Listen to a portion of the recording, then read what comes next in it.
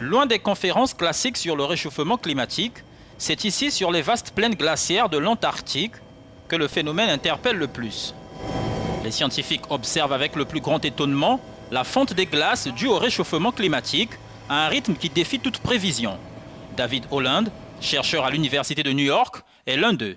À LM, il a constaté que l'un des glaciers du Groenland, qui se retirait le plus rapidement, avait rétréci d'environ 10 km depuis 2005.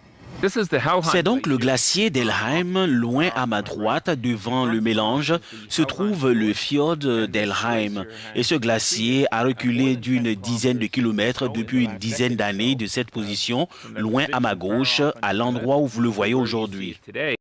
C'est sur le même glacier que les chercheurs ont pu capturer une vidéo dramatique du vélage l'an dernier, un phénomène qui se produit lorsque de gros morceaux de glace se brisent à partir d'un glacier.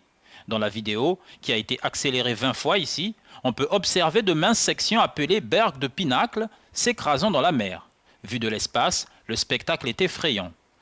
Ces préoccupations se manifestent alors que les militants du climat interpellent les dirigeants mondiaux à faire davantage pour réduire les émissions de carbone, comme c'était le cas lors de la COP25 à Madrid, où la militante suédoise de 16 ans, Greta Thunberg, a attiré l'attention sur les risques d'une hausse des températures mondiales au-dessus de 1,5 degré Celsius.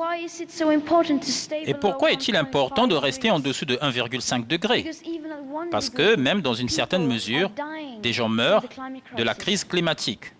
Parce que c'est ce que demande l'Organisation des Nations Unies pour la science, afin d'éviter de déstabiliser le climat et d'avoir la meilleure chance possible d'éviter des réactions en chaîne irréversibles telles que la fonte des glaciers, la glace polaire et la fonte du permafrost arctique. Chaque fraction de degré compte. Depuis 1961, le monde a perdu 10,6 milliards de tonnes de glace et de neige, ce qui est suffisant pour couvrir les 48 États inférieurs des États-Unis, avec environ 4 pieds de glace selon la NASA.